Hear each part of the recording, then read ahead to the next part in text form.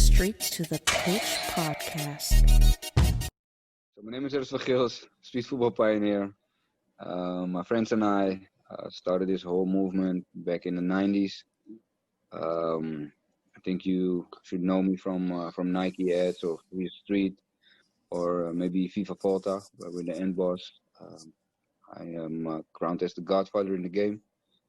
Furthermore, we've been long-time friends. We've been doing this since 2010, right, guys? So the connection between LA and Amsterdam is very strong. Got a 10-year relationship. And yeah, man, I'm trying to be an ambassador for the scene. So, how did street soccer start for you? I mean, what drew you to street soccer?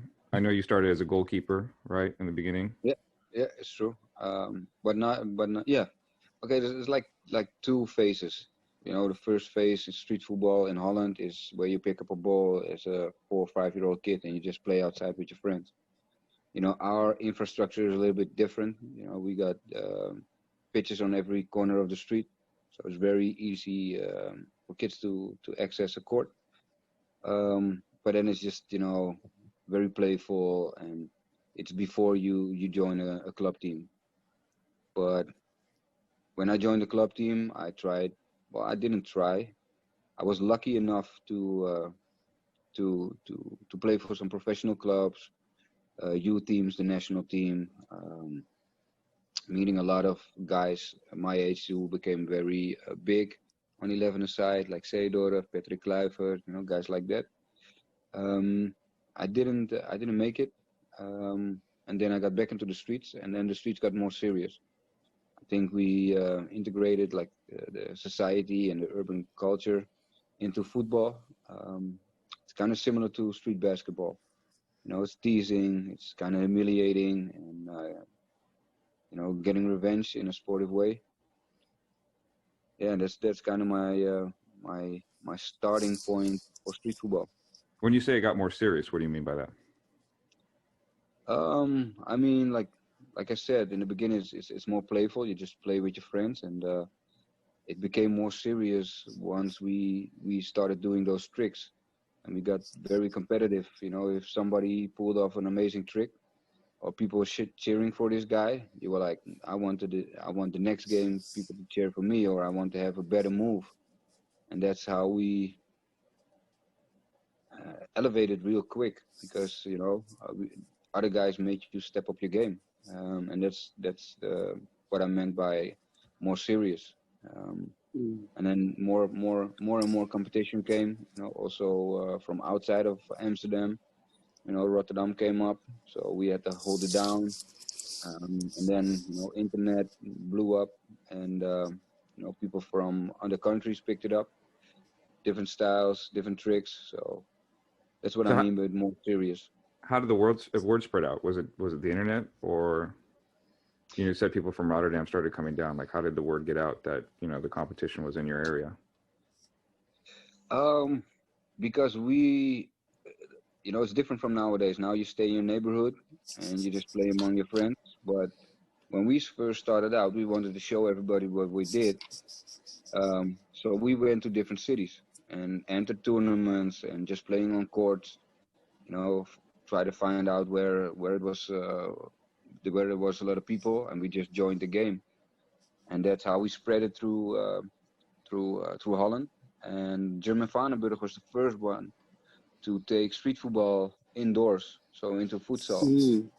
And he made a show out of it, and people got afraid of him, and it was also on TV.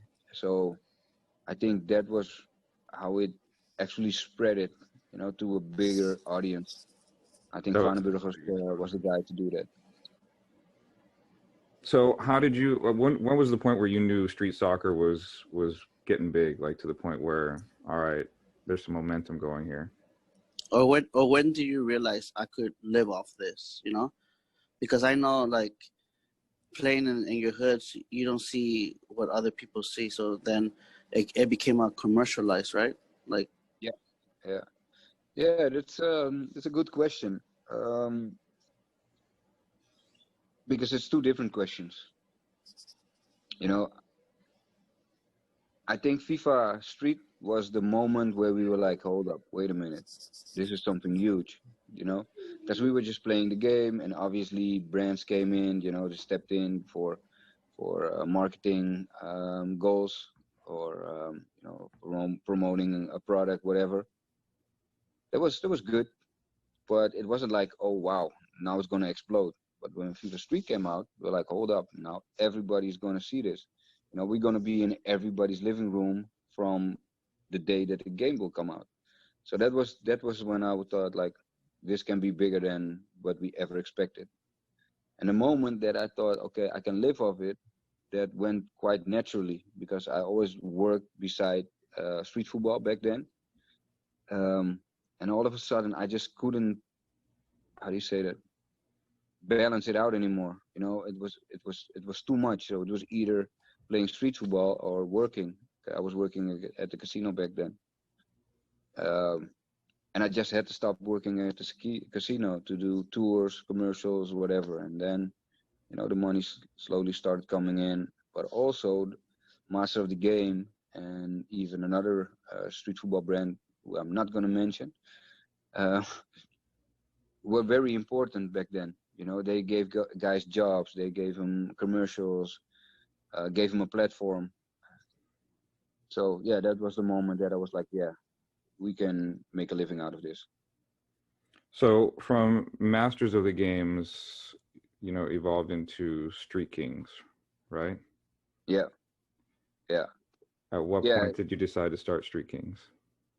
At the point where we understood that we became marketing tools. So Masters of the Game was a street football platform, and I gotta give them credit. They did an amazing job. You know, they put street football on the map internationally too.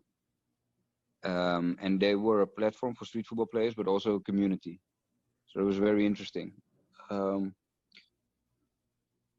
but they always said that it was a platform for street football players. We want to help these guys out because it was run by old professional players who played for Ajax. And then when it became popular and became very big and the community was getting bigger and bigger, they started doing apparel. And then we had to shoot videos and we're touring, but it was just a marketing tool. You know, they put in the money for marketing, and it was very cheap marketing because you get these guys touring around the world, you know, people paying for that. Plus they videotape everything that we did. So it was a very cheap way of marketing. And then we were like, hold up, I'm not gonna do this. We can do this because we had the power. We were the players and not the organization. And then we were like, you know what? Let's do it ourselves. And yeah, now we're 10 years after starting. So who started Streetkings with you? Like who transferred over? At the beginning, only Izzy, because the other guys were at another brand, which gave a lot of headaches. And you know, it was already, we already knew that. I wanted to say something, but I need to rephrase that. um, we already knew that it wasn't a genuine thing from their side. So we already said, like, listen, don't sign this because it's not a good contract. But they did eventually. You know, they took the money and they hoped to get the shine. Eventually, they didn't, and then some of those guys also came to Streetkings, which I'm very happy about. What was the first thing that got Streetkings on the map?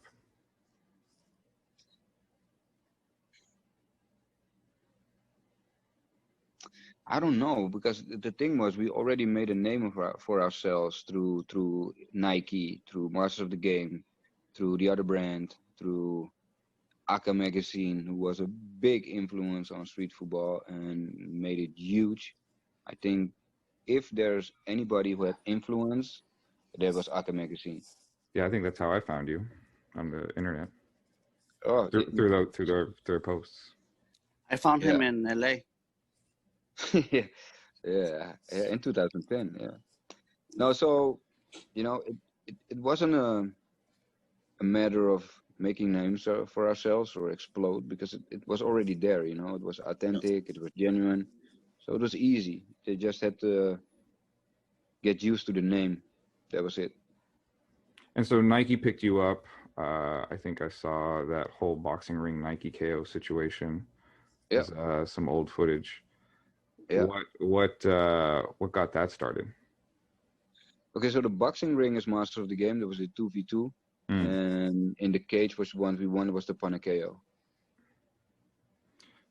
And so after that, so that's when you were still part of Master of the Game? Man, it's been a roller coaster. We went from there, and there. Yeah, it was kind of the same time. Panakeo was 1 year earlier, and Master Game came the second year. Yeah.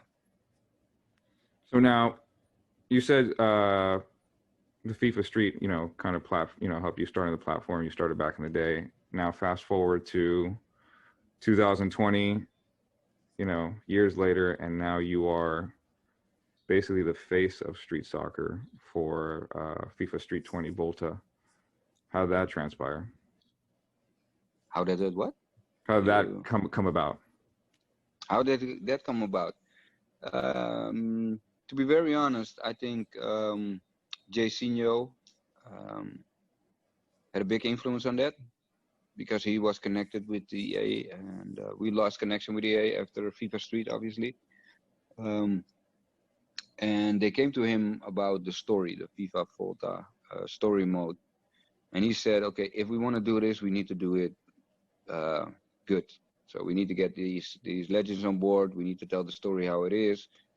And actually, Jairzinho did an amazing job on that. So enough respect to Jairzinho. And he put us on, to be very honest. Yeah. And once the conversation started and we told about our stories, they started writing the story. And then, luckily I got the honor to becoming the Godfather in the game. Yeah, man, that was pretty amazing. It was pretty fun to play the game and experience that whole drama, street soccer drama in the story mode. I want to talk about. Yeah, go ahead. Go ahead. I got my first hate mail after that. People like, yeah, fuck yeah, beep, beep, beep, beep, beep. I was like, yeah, I could have put it in a different way, but still, I mean what I'm saying because I really love what he's saying. He also, it's a character. It's a little bit of a character. It's for the excitement of the story mode. Exactly, and people need to understand that, but I don't. Well, a lot of people don't. But again, man, if you're hurt by that, there's something wrong with you and not with me, because I'm telling you something that is getting to your emotions. Yeah. But you gotta listen to it because it's it is so real. I think that's the Dutch way, right? What? To say stuff, to say stuff that get to your emotions. No, I mean that's true. What you were saying though, at FIFA, that your character, he like when I saw that, I was like, ouch. But it's true. It's true. Yeah, I agree. So I had a question. Oh, go ahead. Yeah, like we're talking about how you said you became the Godfather in the video game. Mm-hmm. And you were already the Godfather, but like, when did you like, okay, I'm the Godfather? When did you accept that title? Because I know that's a big title to carry, like the Godfather, Yeah, I love that question. Of course, it's me. Oh my God.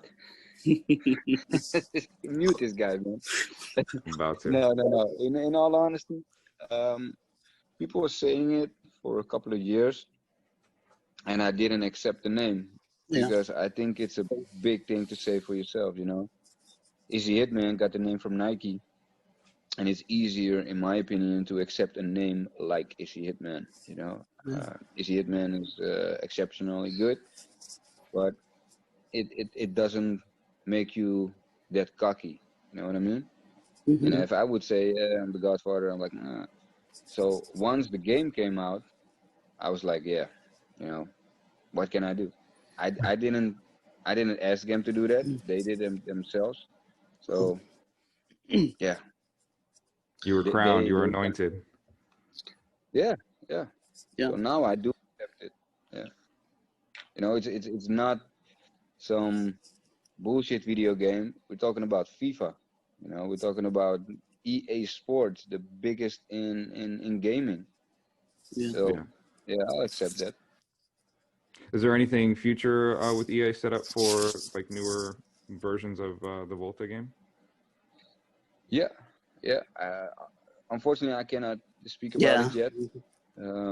But yes, there's definitely coming. Stuff lined up. Yeah, yeah, That's exactly. awesome. Yeah, cool stuff. I heard I'm gonna make an appearance. I heard so too. Yeah, you can create your own characters, right? So I mean, everybody can get. Oh, oh man. Okay, I'm not even gonna touch that. So street soccer you've been playing for quite a while now, obviously. Yeah.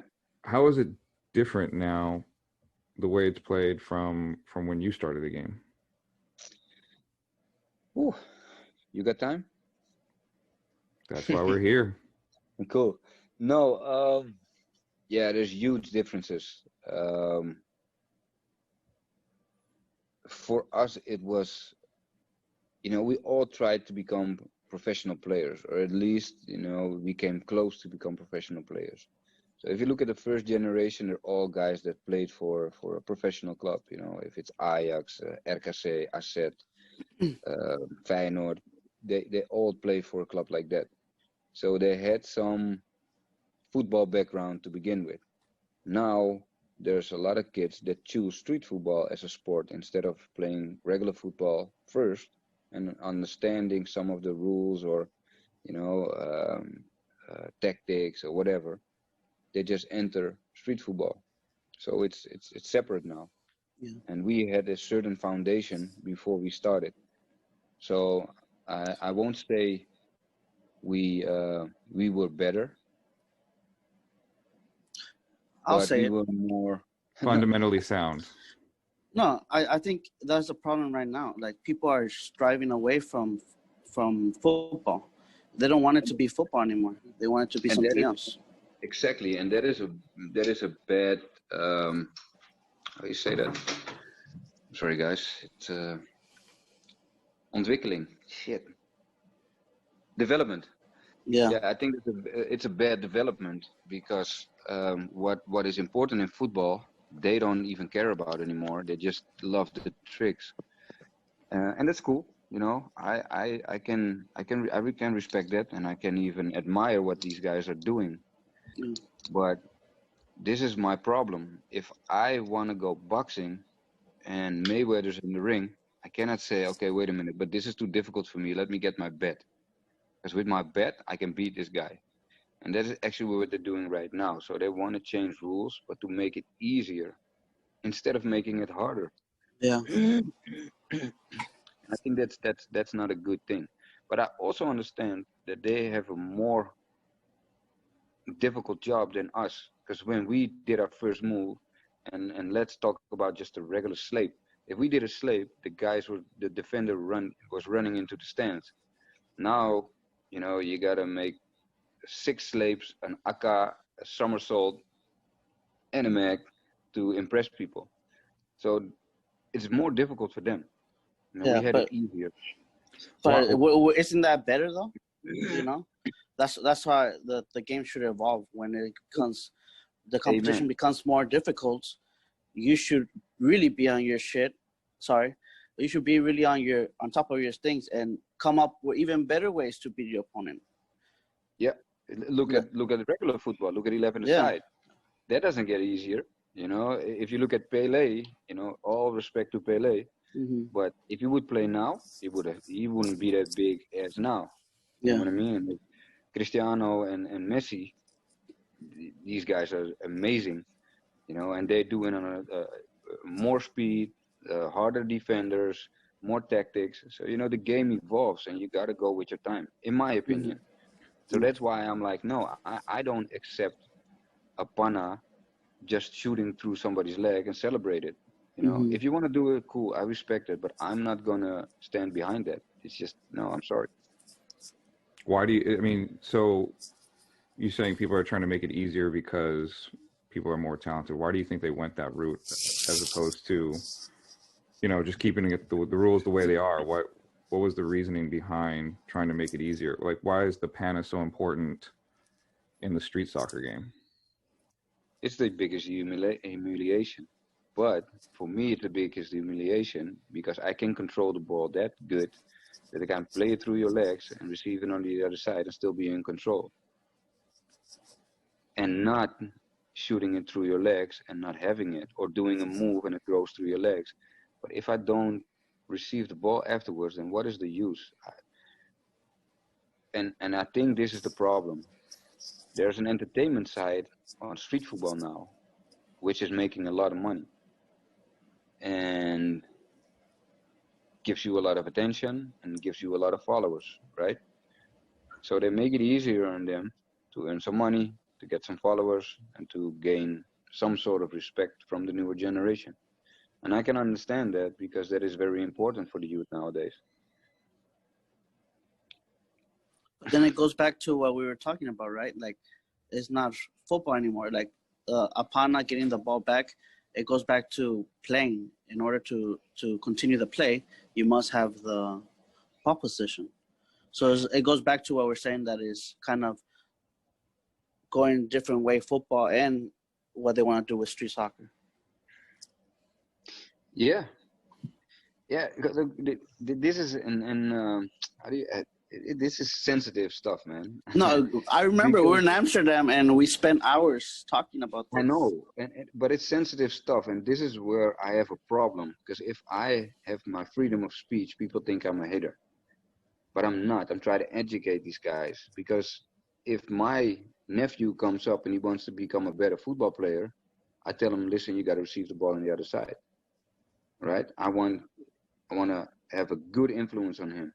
Yeah. If I don't tell him that, he's going to be benched, and he's like, wait a minute, I just did those 5 megs, Yeah. but why am I benched? I can explain it to them, right? So that's what I'm saying. But then these guys are saying, okay, but we don't aim to be football players anymore. Cool, but then give it another name, right? If I find out another fighting sport, I cannot call it boxing because boxing is popular. You know what I mean? But It's like a watered down version, huh? Exactly. And the problem is that if I raise my voice, I'm a hater. But the younger kids can hate on the game how it is, and that is cool. When I grew up, I had respect for an older generation. It didn't matter. Still, to older people, I talk in a different way. I have respect for them, and I listen to them because they have got experience. Whatever I did, he probably did twice, maybe 3 times.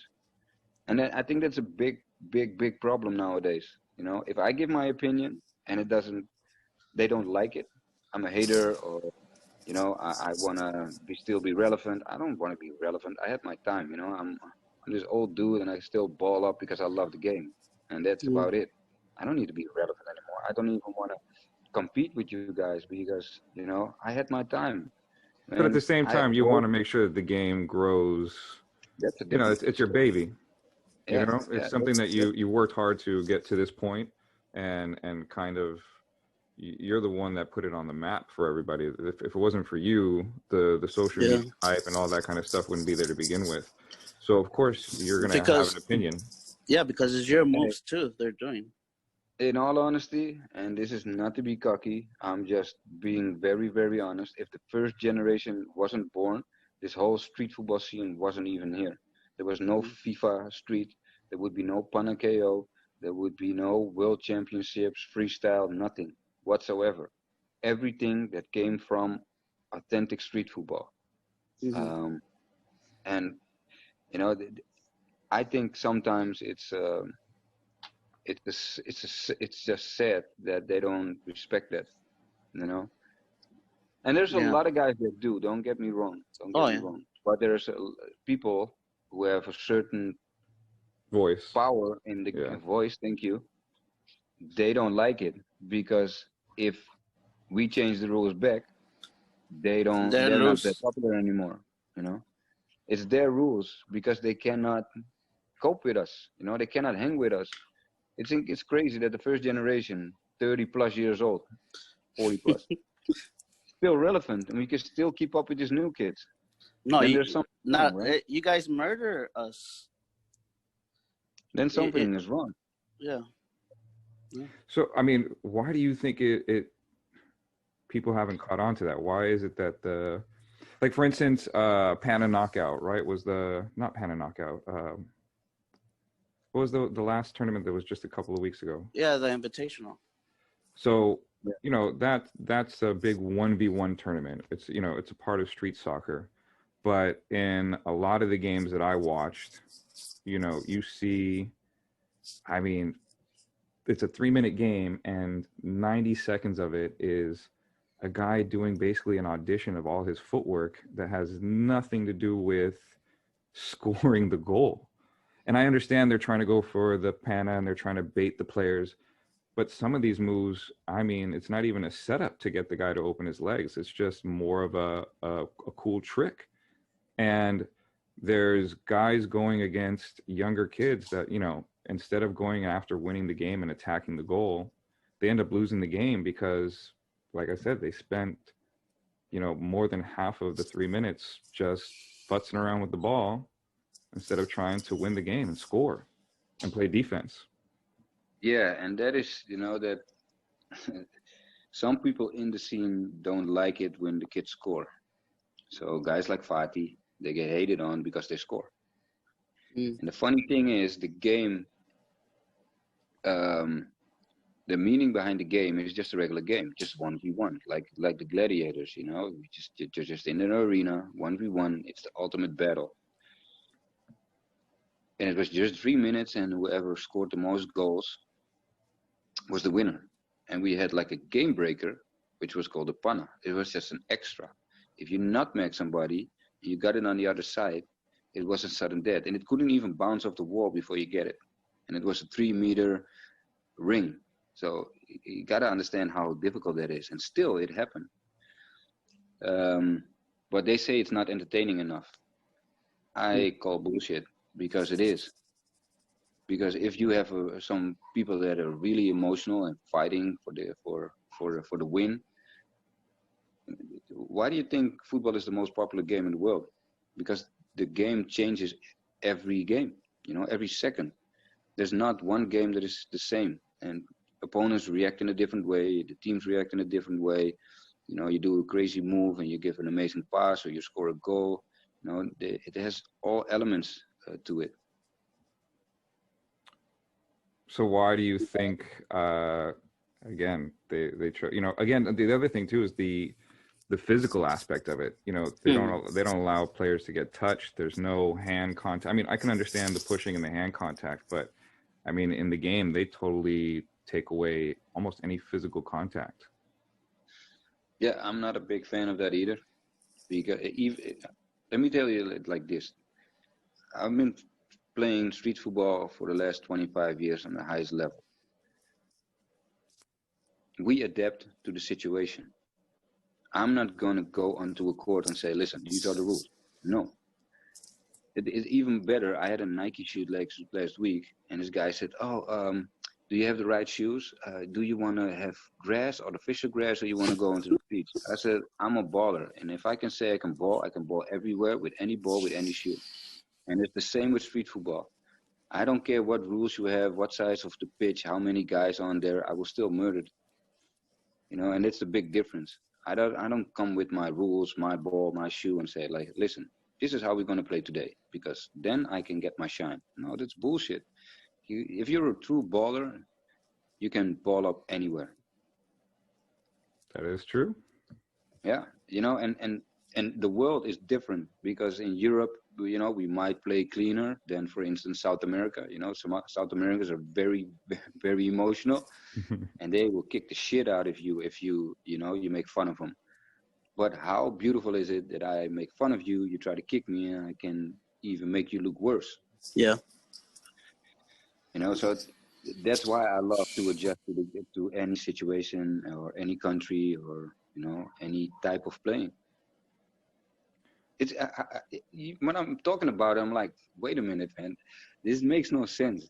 How can I say I'm the best football player if I can only play by my rules and with my ball and my specs of the pitch? That makes no sense, right? Then you Well, can never be the best football player in the world, in my opinion.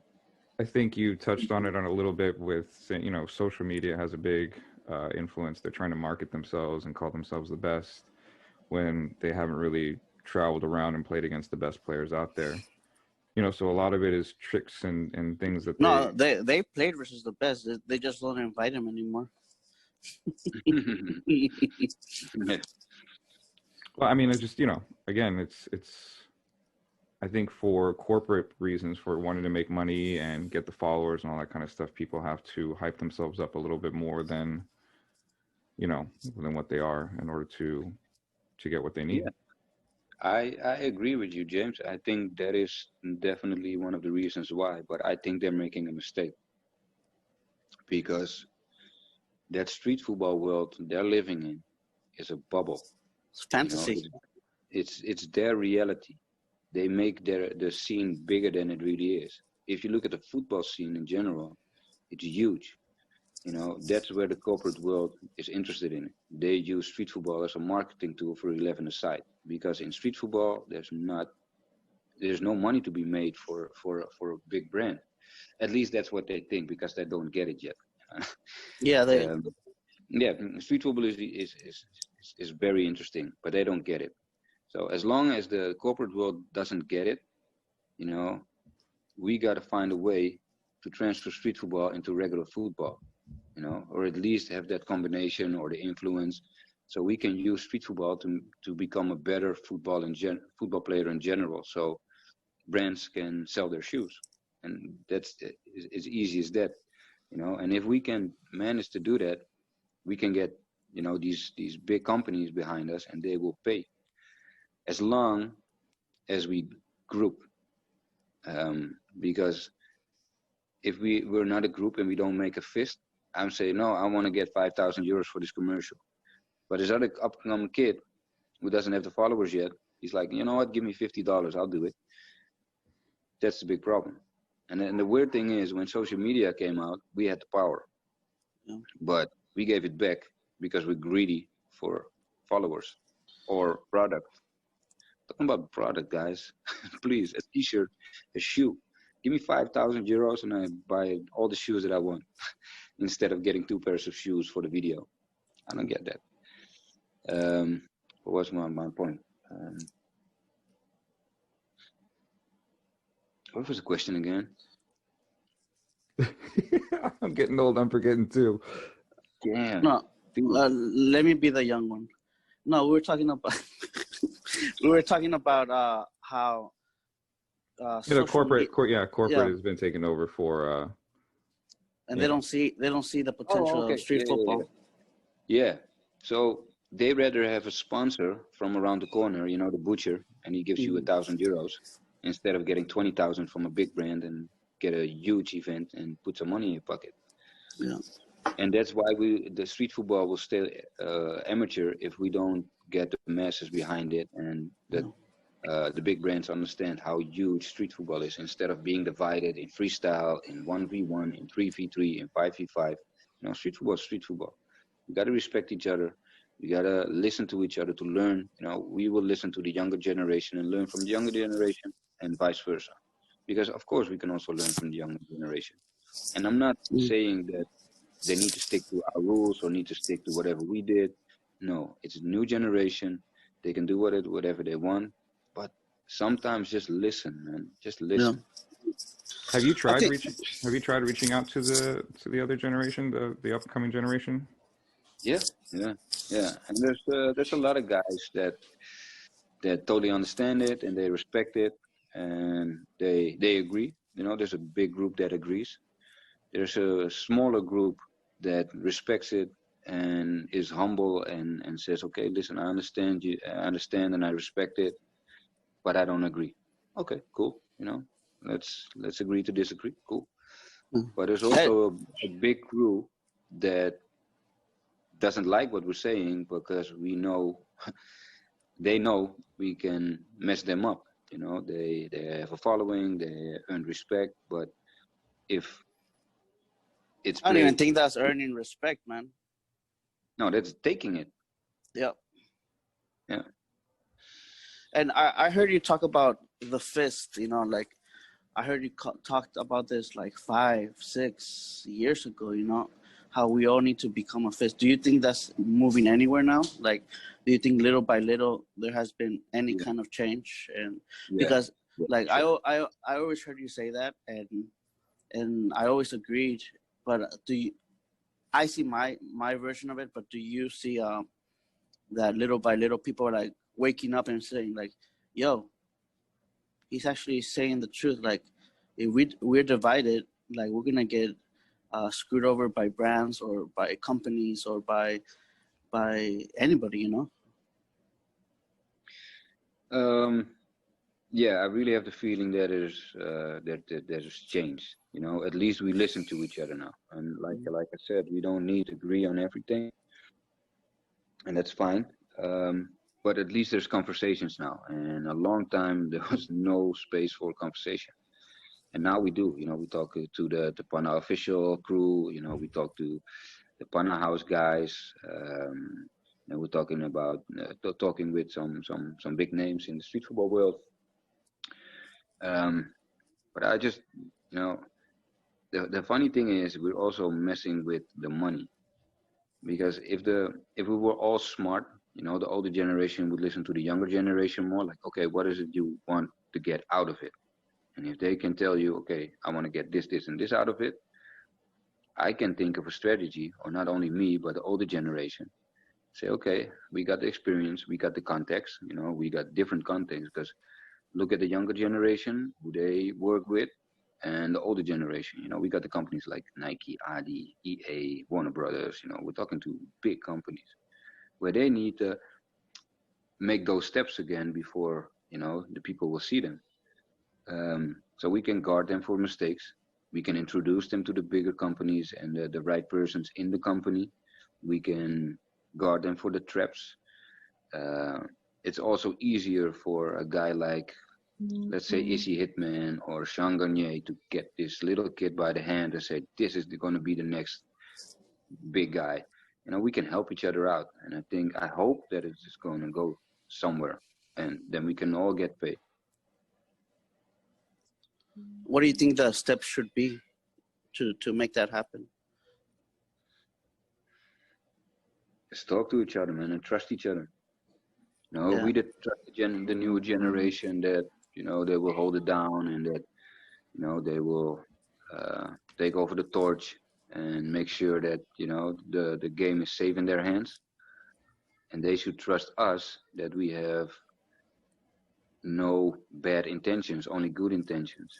You know, if I help out this younger kid, say what? No, I was going to say, wasn't there some sort of attempt to, you know, collaborate and build some sort of federation? Yeah, but then again, you know, you got guys pulling their dicks out, looking at which one is the biggest. And that's where it goes wrong. You know, we're fighting over followers, and that's something that we gotta understand. I'm not here for the followers, man. That was the main reason why it didn't follow through, was because of social media followers. I think that's a big. I think it was ego. Yeah, and how do you feed the ego now?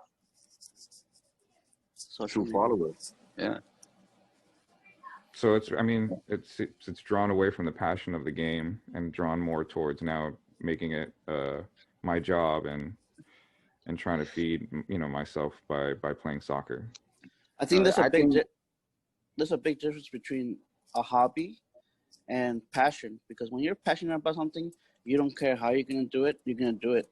When it's a hobby, you do it, you collect your collectibles, and you're happy, you're in a happy place. But I think that goes back to what we started talking about, where it goes from football to just like a showcase. It's a different thing. One gives you a lot of passion. You know you have to earn respect. You know you have to fight for that ball. And one is like, no, let me see what you got. Oh, my turn to show you what I got without being touched. In all honesty, what I think is a problem, and it's not only a problem in street football, but it's a problem in regular football. It's a problem in life in general, is that nobody wants to be the wingman anymore. Nobody wants to be Scottie Pippen. We all want to be Jordan. And that is not a good thing in my opinion. You know, we need each other. You need to know your spot. And if you don't know your spot, you're making a mistake, because we all got to understand that it's very important to know what you're very good at and where you're not that good at. You know, and the funny thing is, I've been Izzy Hitman's wingman for 10 years because I knew he's the new best thing out there. And I couldn't do what I could do 20 years ago. And the funny thing is, because I was the wingman, I'm still relevant, or at least a couple of years ago, I was still relevant because I was just doing what I know best and didn't do, but I couldn't do that well anymore. So Hitman was a star and I was just his wingman. And it's just very important to know your place and what you can offer to the team. We need balanced out teams instead of having all these German Fahnenburgers in one team or easy Hitmans in one team. And maybe that's also a thing with Pana KO. I'm thinking about it while we're talking. Everybody wants to be that amazing guy, but why can't we have all different types of players? You know, you got this guy scoring, you got this guy with his crazy moves, you got the guy, the hybrid. You know, that is cool. You know, that is because kids want to identify themselves in somebody they look up to. I agree, man. And I think when you were talking about connections, I think the next best question is, like James said, like the future projects. Do you feel like you are embarking in the future of street football commercial wise, meaning with the projects that are coming out? Because you're already leading the way with EA Sports, you know.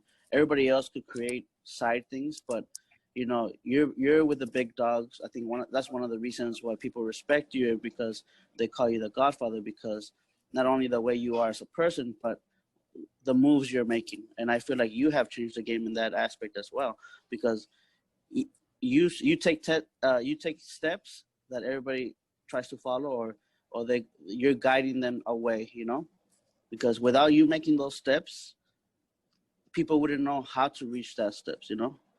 So I'm not saying that it's a copycat thing, but I'm saying like that's why you are who you are. So do you think that the next steps you're taking is gonna be positive, or what do you think about that? Funny thing is, a lot of people sleep on what I'm doing. Maybe it's also a little bit of jealousy, maybe. Mm-hmm. But the funny thing is, I don't do it to become the best or the most famous street football player. No, I'm trying to show them what we as a community are capable of. You know, and they missed that memo, I guess, because you know we started out also. You know, the gangsters paid us to play. You know, then you know you got these little sponsors. You know, these small brands to try to get a little space in the market, and they gave you some shoes and some balls and a little bit of money. But street football is in a place where we have EA Sports making our games. We have the huge brands, Nike, Adi, and Puma. They're all influenced by street football. You know, Pogba is Puma, right? Pogba, Adidas. Yeah. Oh, he's Adi. I'm sorry. Yeah. I heard Neymar was going to Puma though. Yeah, and all these players, and the same with Nike, Mbappe, Neymar too. They're all products of street football. Look at the way they play, the way they dress, the way they talk, the way they are on social media. Back in the days, we looked up to professional players and we try to act like them and we try to wear whatever they were wearing. But nowadays it's the other way around. All these professional players look at the streets, what is hot on the streets, and they want to imitate street guys. You know, Neymar is involved in street football with the Neymar 5, so Ronaldinho Club street team. all these guys think it's very cool and very interesting to be connected with the street. And I think that we it's gotta, because they come from there. That's why. also, but it's also everything Yeah. which is relevant right now and what's popping on the streets is street culture. Yeah. And it's all due to hip hop. Hip hop had the most influence on society ever. There's no music stream ever been that influence. How do you say that? Influential, right? Yeah. And that is so interesting that everybody wants to be a part of it. So the basketball players look at the street basketballers, the football players look at the street football players. It's just the way it is, man. Yeah. And we don't get that. And we got big companies that want to show our footage. We got Inside TV, we got Netflix, we 433. exactly, we got big social media channels with millions of followers, and that is a sign that we're sitting on gold, but we're sleeping because we're greedy for Because followers. everybody's pulling each other down, like whoever's trying to make it. But We're drowning all together. what's happening here in LA is that people are hating on people that struggle to get where they want to be. I don't understand that. Why are people trying to put? I think it's in the scene too. Like, if anything, more power to you. You did something I couldn't do, and now you're leading the way. Let's find a way to collaborate. Yeah. Like why do people have to hate on people that started from the bottom, and now finally gain the attention after 10 plus years, and now they're mad because they don't get a handout, or they don't know how to communicate to collaborate. Like, I don't understand that. No. And I think that's what's killing us. So you said, like Neymar, and you mentioned Ronaldinho, have that street style, that influential. It's the kind of style that everybody looks to. It's earned them popularity because of the flair and the style that they play. How come street soccer and those skills haven't transferred more to the 11-a-side games, or to more, hasn't become more relevant? Those tricks aren't being used more often in the 11-a-side game. Money. Yep. That's the only answer I got, man. Money. Because Jesus, can you please stop messing with you're hitting the mic and it's getting feedback. Stop messing with your hoodie, man.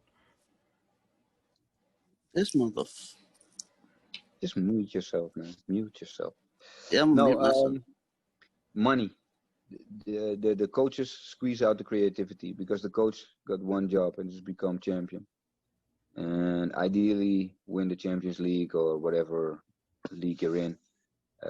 That's their only job, and they don't give a shit about the audience if they have a good time or not. And the club pays a lot of money for these players because they think they can get them a championship, and they can sell more seats, they can sell more jerseys. You get bonuses from the next round championship. It's all about money, because believe me, these guys can ball. And during training, you see some footage, they do AK 3000s. They know, The thing is, if they do it and you don't score, you get benched and you get sold. And that's the reason why. They just want to earn that big money, which I totally understand. And a trainer wants to become a champion. But the players, want to earn money. Most popular players in the world, the ones that you recognize, are the ones that are able to pull off those moves in game time situations. The Neymars, Ronaldinhos, Messis, all those guys are the ones that, kids hang up on their walls with the posters and stuff like that, or follow or admire and buy their gear, because of the fact of their ability to beat 4 or 5 players, 3 players, the no look pass, to be able to flick the ball around, or, their ability to play with flair and humiliate their opponents. Yeah. I think Cristiano Ronaldo is a perfect example. When he started playing for Manchester, what's the coach again? RC. Was it Manchester? It was Ferguson. Oh yeah, it was Ferguson. When he started out in Manchester, Ferguson gave him the time. He was, in my opinion, not the best player in the first couple of seasons, but he did try to pull off these moves, and a lot of people got annoyed by him because look at him again, again. But look at him now. You know, practice makes perfect, and if you get the time by a coach that gives you his trust and says, "No, go out there, man, and just try it, just do it. I believe in you," then you will see that these guys come up. And of course, you got guys like Ronaldinho. It's just in his DNA, man. I don't think he can even ball different than he did. So I think it's a coach who gives you the time and believes in you, and some people are just amazing, man. So Ronaldinho, he ended up finding you for this project, the Ronaldinho Globe Street team. Yeah, Ended up making you the captain of the team, which is yeah. a big honor. How'd that all transpire and come about? I just got a WhatsApp message um, saying, yeah, we want to do something with Ronaldinho, and we're talking about getting a show team and blah blah blah. And I was like, somebody's messing with me. I didn't believe it. So I texted a friend of mine who was working closely with the players at Barca, and he said, "Can you check this and this name?" And he said, "Yeah, what about them?" I say, "Is this real? Because I just got a WhatsApp from him." He said, "Yeah, this is the real deal." I was like, "What?" And I started talking to him, and he said, "Yeah, give me like 50 names, the best in the scene." And I gave, yeah, about 50 names that I thought, you know, at that time were very good or up and coming.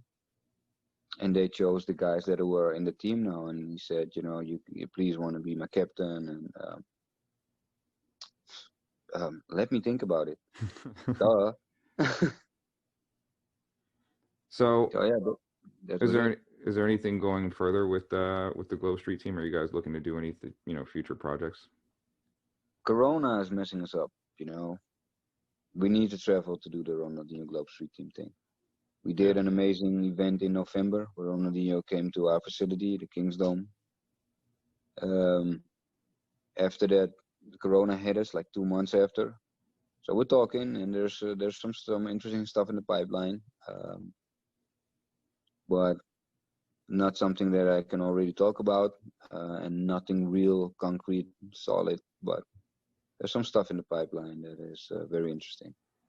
So in Amsterdam, you have your own facility, the Kings Dome. What Yeah. what made you decide to build something like that over in Amsterdam? There's a lot of academies in Holland at the moment, and I just wanted to do something different. I don't believe in group training. You know, everybody on the team has a different position and needs different stamina, needs a different technique, needs different awareness. So I was looking at the American model, and to be very honest, with American football, they do that specifically on a position, right?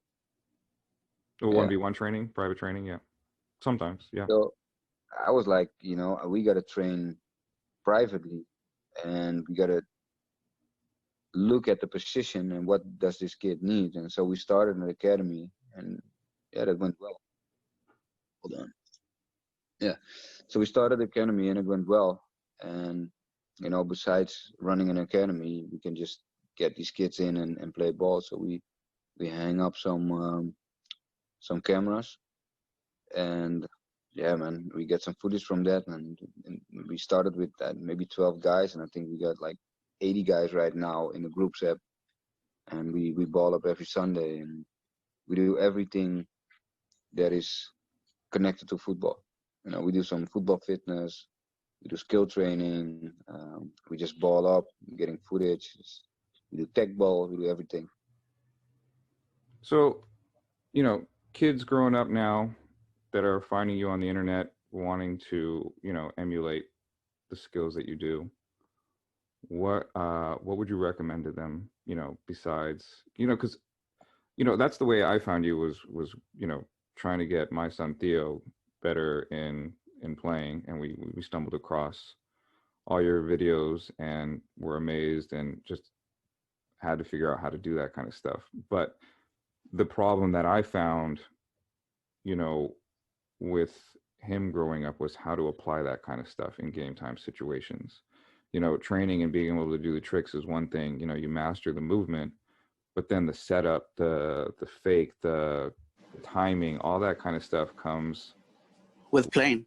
with experience and Yeah. playing. Yeah, true. What I would tell them is not to just look at the move on YouTube, but understand the meaning behind the move. You understand what I'm saying? Yeah, but again, you know, there's not a lot of footage of nowadays. There's not a lot of footage of street soccer 3v3 situations, 5-a-side futsal. You know, back in the day, 10 years ago when I found you on the internet, there was a lot of footage, new footage. People were just throwing content out all the time, you know, or at least there was an archive of content that I could go through and you know, pick out a bunch of footage. But that kind of stuff is not being posted anymore. Like I said, it's more individual skill set, 1v1 stuff, playing against a friend who barely knows how to play soccer, so he easily falls for the trick. You get the nutmeg, and you know, you get the followers and all that kind of stuff. But real competition of playing against, let's say, a futsal team or a 3v3 soccer team, that kind of stuff is not being posted anymore. So You don't want to know why? Because people don't appreciate it. If I post that, I get 7 views. If I post a nutmeg where I don't receive the ball, 7 million. really though, I mean, again, there's got to be a competition that's worth watching, or you know, somebody to set up a tournament like I said, the 1v1 tournament. I'm not a big, you know, 1v1 fan. I think it's great for development, and I use it as a tool to help my kids develop, you know, to get confident with the ball and be confident in 1v1 situations.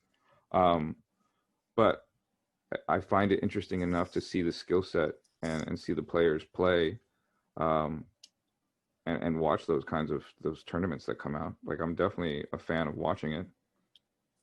James, same here. But how old are we? Yeah.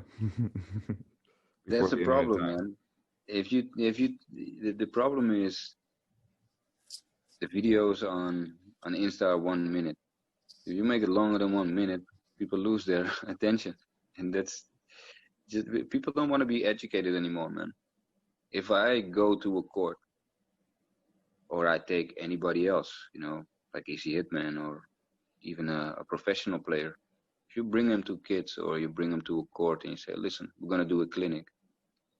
Are we going to do a clinic? I thought we were going to play football.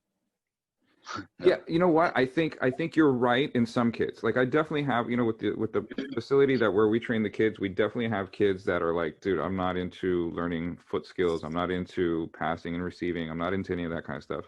Just throw the goals on the court and let me play with my friends. And that's what they're there for. You know, they definitely don't want to develop as kids. But there's the other kids that look at the skills that we teach them and they're like, what was that? What did you just do? You know, show me more. Let me learn. We've developed a couple of kids that have turned into amazing players. I mean, to the point where they're doing stuff that we didn't even teach them. They went home and they went and watched some of your guys' videos. They went and saw, you know, whatever, and they started practicing at home and come back. You know, these kids are doing AKA 3000s. They're doing all these kinds, and it's not skills that I'm teaching them. It's not stuff that I know how to do. So they're going home and seeing my videos and watching. No, Sorry, I hear what you're saying. I definitely hear what you're saying. You know, I I know that there's kids that don't want to do it, but I definitely feel like there's a market. There's people out there that want to learn from you guys, that want to, you know, you can't. That's the way we found you. You know, we wanted to learn. We wanted to see what that next level was. And you know, again, the American soccer style out here, there's no Messi, no Ronaldo, no. I mean, it's starting to get there. Kids are becoming more athletic and you know, better at soccer, but there's definitely not that flair, that ability, that control with the ball that you guys have. And that's something that I feel like, that's why we teach it over here, is because, again, that's the part of the culture I feel like American soccer is missing, that we want to, the next generation to be able to produce. I agree with that, James, because when I first started coaching at Evolve 2017, every person that used to come, they'll sign up because it was different. Nobody was teaching that way, at least to their knowledge.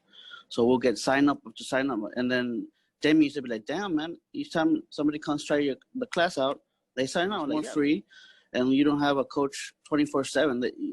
They're being led to be creative. American soccer, if you do that happened to me when I was in high school.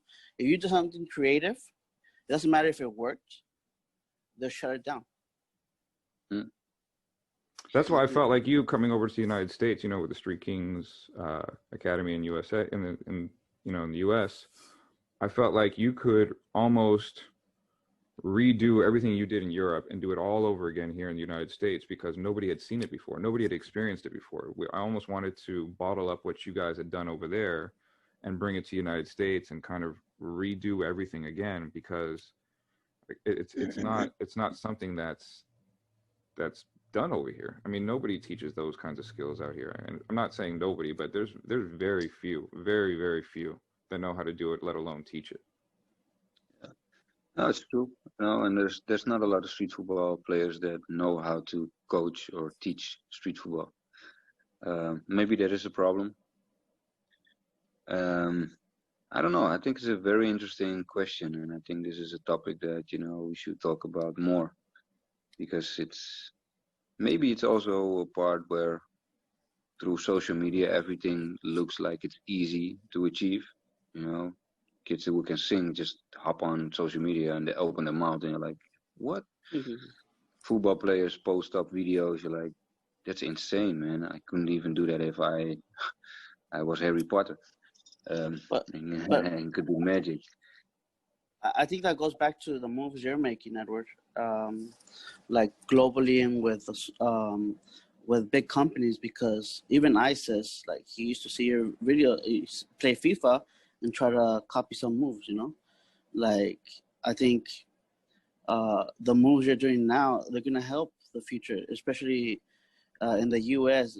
They're all about Netflix. They're all about movies. They're all about what's trending, If we could make something that appeals to their eye and they're like, oh, snap, I never seen that before.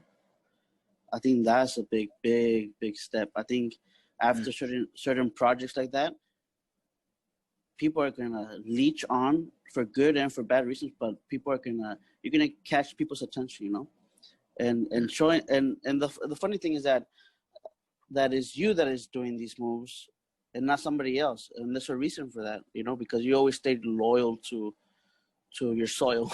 You always stayed loyal to what you did, and that's why you're getting all these opportunities, and that's why there's value in what you do, because during a pana or something, it lasts a second, but if you have a story behind why something works, I think that's more valuable. That's what's gonna really inspire, like, even more, the story behind it.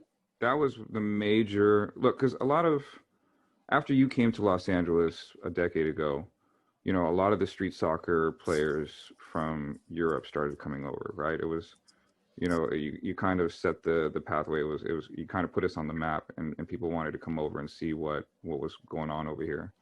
But the major difference that I've seen from not all the players, but most of the players that have come over to the States, and you, is that when you step on the court, like, you're guaranteed to see something. Like, you have to record the whole game, because there's going to be entertainment. Like, the kids know that it's coming, no matter what. They can't do anything about it, and you get them no matter what.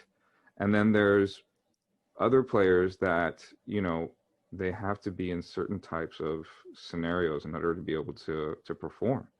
And that's why I think you are, like I said, the Godfather, a legend. The best of what you do is because you basically have traveled the world and stepped onto any court and been able to play the way you wanted to play and humiliate players. And make it look, I know it's not easy, but you make it look so easy. And you're in your 40s now, and you're still balling up against young kids, and still able to do. I mean, most players that have played as long as you have, you've been through an Achilles tear, which you recovered from. You've been through injuries here and there, and I know you had tinnitus with your ear injury. I mean, you bounce back like you're still in your 20s, and you're still able to step on the court and humiliate kids like you're still in your 20s. It's just it's a whole nother level. And I think a lot of the kids that are watching street soccer and watching the future kids, the social media guys, you're not on the map enough to them. They're not able to see what you've done. So I think there's got to be a way to show that side of street soccer, because it's being missed big time. Like I'm always, for me personally, I've kind of fallen away from that whole street soccer side because of the fact that, again, it's not being applied to the game. It's no longer, it's like watching that 1v1 tournament. There were some great players. Like there's that Jack Downer, the street pounder guy. He's intense. Like he wants to win the game. There was no going to that tournament and trying to show off or do anything. Like he wants to show off. He wants to show his ability, but in the end, he was going there to win the game. Now his strategy is a little bit something that where he holds the ball and does that kind of stuff. But that he went in with a strategy. He went in with the game plan. Like, this is the way I'm going to win.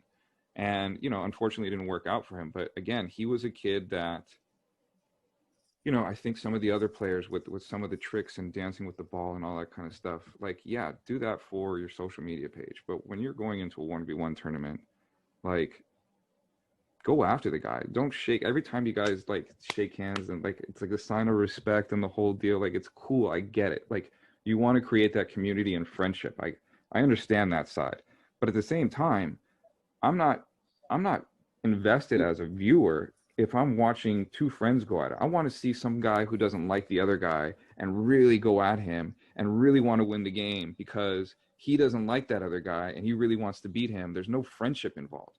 Then after a friendly fight, you become friends. Yeah, shake hands afterwards and respect afterwards. I mean, but in the heat of the competition, you gotta go. Nobody, like you said, James, likes that hippie shit. It's respect just to act like you're okay with everything. I don't like it. I don't like it when I get punished. I fucking get mad as hell, And the funny thing is, sometimes you gotta look at society, and you gotta look past whatever you think is your truth. The reason why I'm saying this is because we like, yeah, but you gotta be respectful, this and that. How does a hip hop artist come up? What is the best thing to do? Create beef. 50 Cent, 6ix9ine. Because people think that's interesting.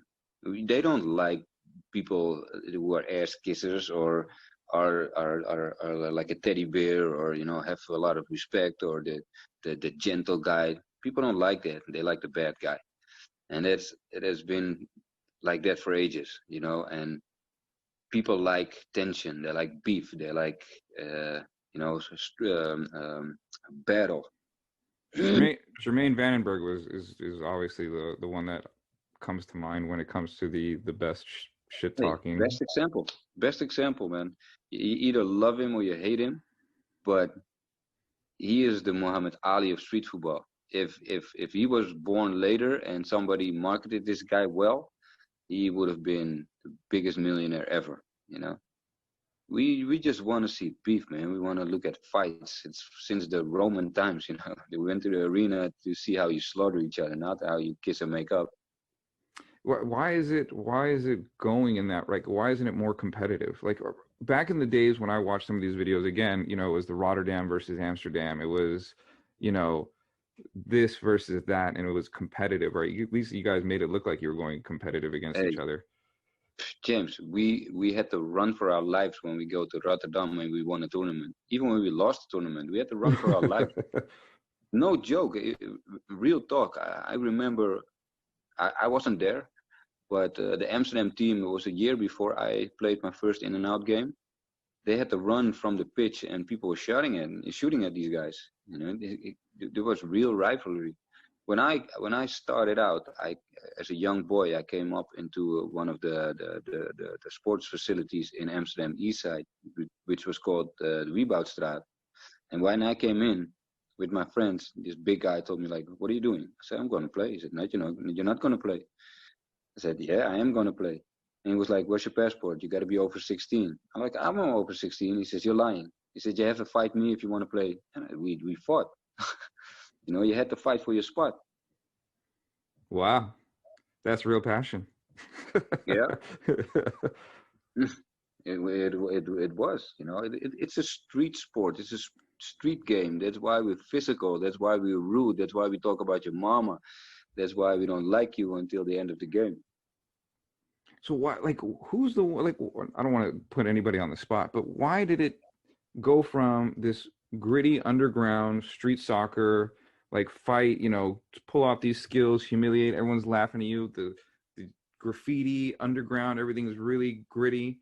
And now it's become, you know, again, this friendly, you know, everyone wants to be cool with each other type. There's no more, it doesn't feel as raw as it used to. It's being fake humble. But what, for why? Why would you want to be humble? Why would you want to be in a situation where, you know, you don't want to be the best? You don't want to be the... Oh, they do want to be the best. But I think it's, you know, it's a big shame if you get mad. But if you're respectful to each other and you're like, you laugh it off, it's less than when I'm like, "I'm gonna get you next time." You know, I think that's the big difference. Because when I say that, you know, you got me, then I got emotional, and then you're even a bigger loser. But the problem is, with that anger, I know I'm gonna go to Dexter's lab and I'm gonna think about some moves to get you back. Yeah. And I think that's the more marketable. I mean, if anything, that would be the more marketable scenario, right? Like, instead of, that's what would, like I said, my parents, I introduced them to street soccer and all that side of stuff, and I send them videos, and I'm always looking, you know, to expose that side of the culture to them. And when they watched that 1v1 tournament, you know, they were like, you know, some of it was cool and stuff, but, you know, they're dancing around with the ball and some things, and, you know, the ones that they got excited about were the ones that started to get more physical. The ones that they got excited about were the ones that, you know, started to get more. I hope this is a visual podcast, because if people just hear the voice, they're gonna think something else happened. Because you're talking about parents getting excited about the physical part of the game. So Yeah, no, this is all video. Yeah, I'm sorry, James. Yeah, you know, it's the parents were only excited about the games that were intense, not the ones that were showcasey. And again, I maybe I'm a minority in that view, of a sense that I feel like the game would be more exciting if it started to become a little bit more competitive. I don't think there's enough competitive tournaments like the ones that we saw, and 3v3 and street soccer tournaments and futsal tournaments that are being put together so that these guys can actually come showcase their skills, you know, and expose themselves, whether good or bad. You know, like, if you're not the best out there, put yourself out there. You know, like you said, if you lose, you got to come back next year and you know, come back stronger and make sure that you get revenge on that player that beat you last time. I mean, that, I feel like that's a stronger narrative than anything else. Than when you get, you know, Meg, then you guys go have, you know, fish and chips afterwards and kind of talk about how cool everything is. Bro, you touched a very sensitive topic, or a very interesting topic, I guess. Because that's the way we get better, by losing and learning. You know, by losing you learn. But nowadays there's no phase where they learn. You know, they come in and they want to be on top of the scene, where we had to fight our ways up and get into the top and play with the best players. But it's kind of like a video game. You level up, right? You start at level 1, then you go level 2, level 4, 5, 6. I missed 3, I know. But nowadays, they just want to go straight to the end boss and tell the end boss, no, we're going to play it like this because I'm going to win. And we miss that Process. that process, the evolve. The evolution, yeah. Yeah, we miss that. You're missing a lot of steps. And if you don't get that knowledge, how you can cope with the best or cope with guys that did have that education? I think that what you just said is very, very interesting. Try to be sometimes. Yeah. How come you think a lot of these street footballers aren't incorporating the fundamentals of soccer anymore? I'm sorry, come again? The street soccer players, how come they're not coming from a soccer background where they learn the fundamentals first? They're going straight into just doing the ground moves and not knowing how to apply them in game time situations. Because you see a lot of these 1v1 soccer players, and then you put them in a 3v3 tournament or a 5-a-side tournament, and they're great going 1v1 against the players, but when you watch them shoot or pass the ball or play defense, it's like it's an incomplete pie. You know what I'm saying? They so focus on the one side of the game that the rest of it is just not even average. It's below average.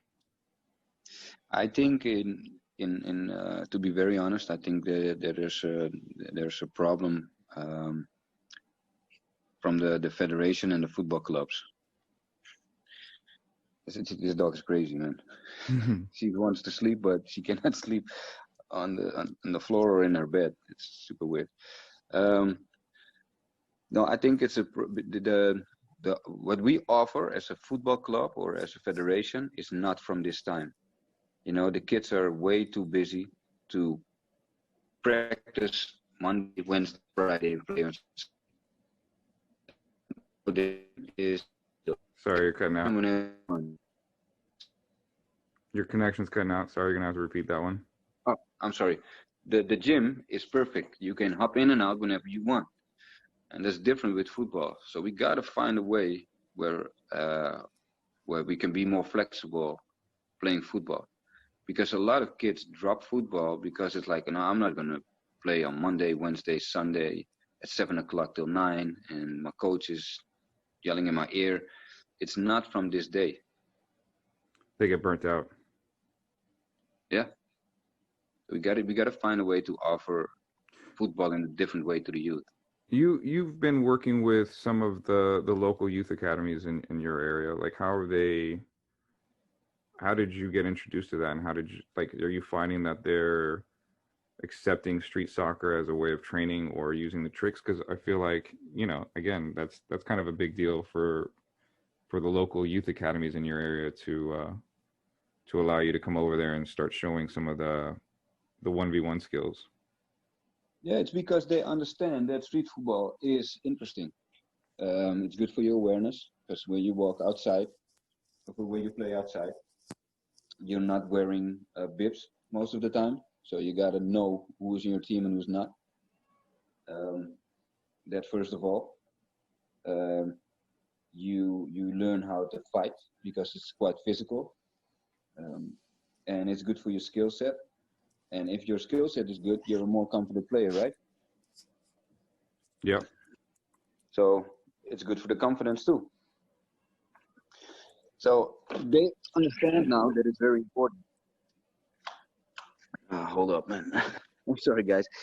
So they understand it's very important. So they come to people that use street football as a tool instead of people using street football as entertainment. They use them too, but that's more for halftime shows. So I saw you recently just posted that you're one of the 3 judges for a Pana Knockout tournament. How did that, tell us a little bit more about that? Yeah, I think it was interesting. The guys from Pana Knockout official, they come up to us and said, listen, we want to bring the older generation and the younger generation a little bit closer to each other. We want to bring them closer to each other, and we want to try to understand the way you guys think. So they want us to be judges, and yeah. So it's going to be a mix between the new generation and the old generation. So we're going to judge the guys on whatever they do, on the tricks, so they can get points for entertainment. But the entertainment needs to be functional. So, if they do some crazy stuff, we can rate those tricks and explain to them why we think it's either 2 points or 10 points. Because if you do a somersault, but then look at the guy and do nothing, that's not interesting. But if you do a breakdance move on the ball and you mag the guy out of the move, that's a different story. If that is even possible. We try to come a little bit closer to the younger generation, and we try to educate the younger generation at the same time.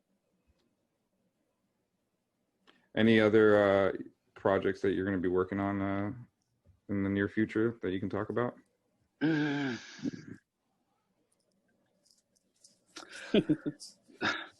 Yeah, I got some stuff, and I just want to throw it out there. But yeah, save it. Yeah. All right. No, that's cool. That's cool. I just want to see if there's anything that you wanted to promote or.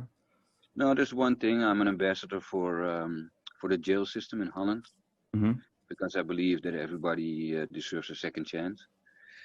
And we can complain a lot about society if it's younger kids, if it's criminals. But I think if we want to have a better world, we gotta make a difference ourselves.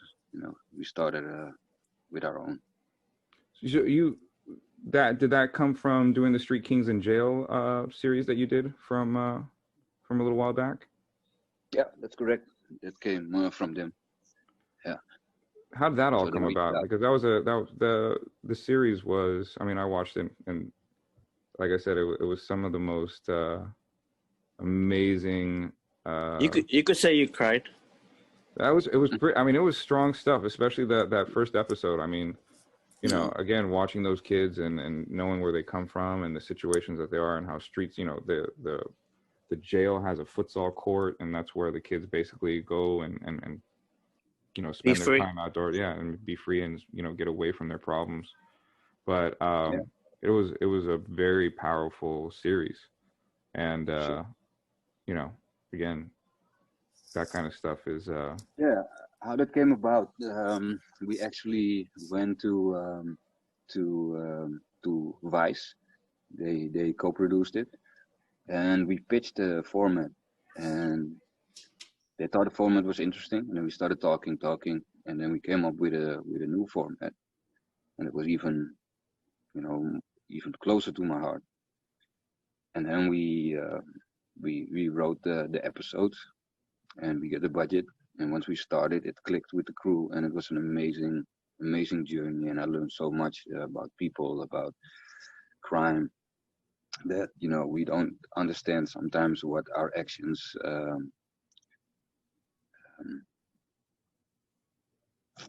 the consequences you get.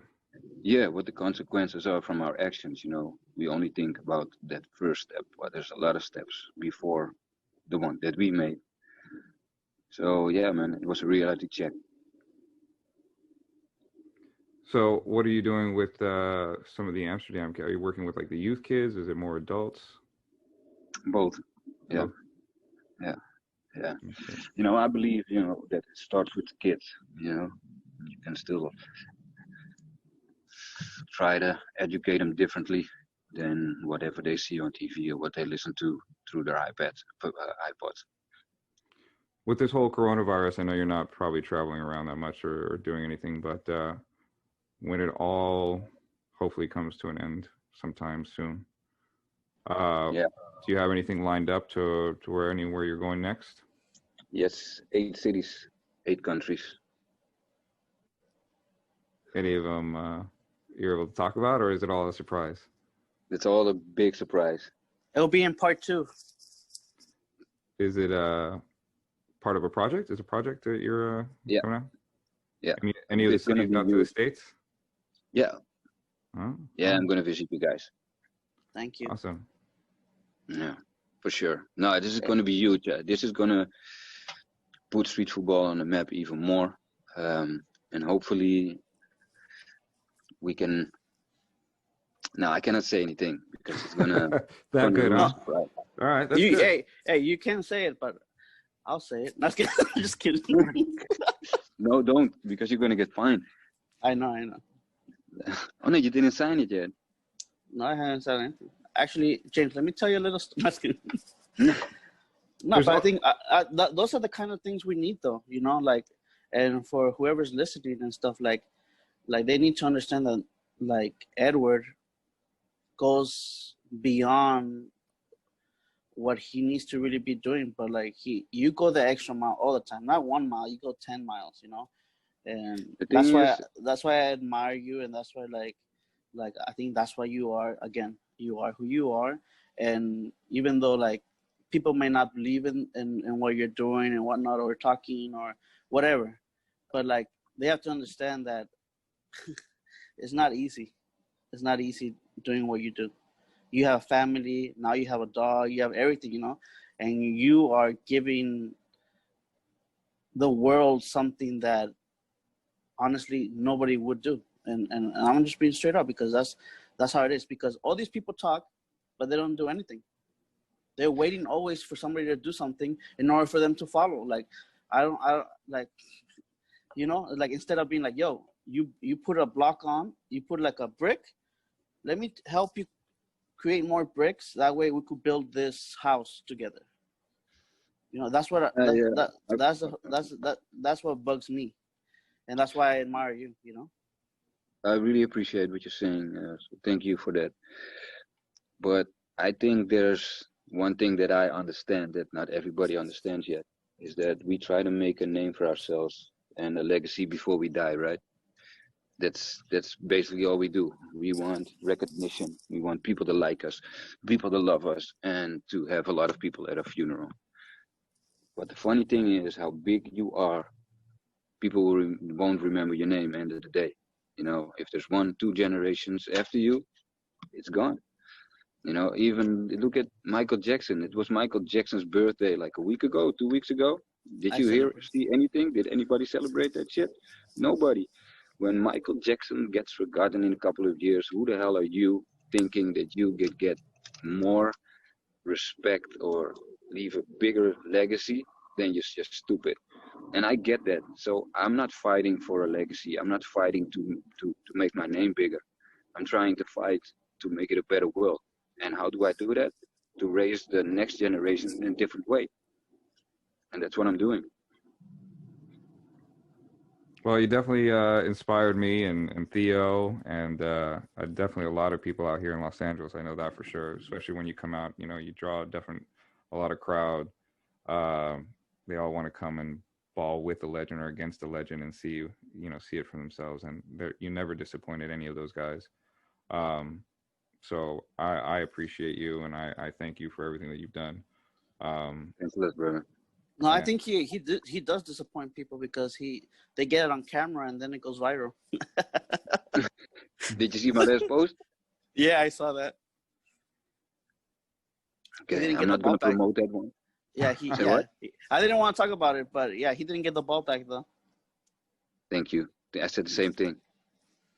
I said, okay, you want to have this one? I'll give it to you. I wasn't celebrating when I gave the guy a mag and I didn't receive it. Yeah. But it's cool. Now, the guy's a very nice kid. He's 15 years old. He plays for Ajax, U17.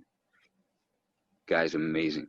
And a very humble, nice guy who's going to make it in the 11-a-side world. So, you know, and I just wanted to show the world that we're all human and it's not a big problem to get magged. And you see how I get magged? Because I want to grab the ball. And not because I was standing like a flamingo and not trying to get the ball back. You know, if you want to be a good player, you got to play defense too. You got to try to grab the ball too, instead of just watching. No, in my opinion, that's not a good football player. Yeah, well, hopefully, you know, with this new FIFA Street, you know, you're exposed to a whole new generation of kids who definitely play video games a lot more nowadays. They can look you up and see where it all started and how real good street soccer is played. Thank you. Yeah, I hope so too. So let that be the starting point, and then hopefully, yeah, man, we get an even better next generation. You know, and maybe this is a generation in between where, you know, we had the tactics and somewhat different skills, where they have better skills, and maybe the next generation will combine the both. That would be dope. Right? Yes, sir. All right, Edward. Well, I really appreciate you taking your time to sit here and talk with us for 90 minutes or so. Yeah, thank you. Hopefully we can get more conversations like this. I'm sure there's going to be more questions in the future and more projects coming up that we can talk about. Yeah, for sure. And I'm sorry for this ending because the dog is in the garden and I have to change him. It's work, man. It's like a little kid without the diapers. Yep. Yeah. Well, to be very honest, maybe this is even more intense than raising a kid. You're gonna enjoy Wreck it. my shoe. I'm lucky it's Adi. Oh.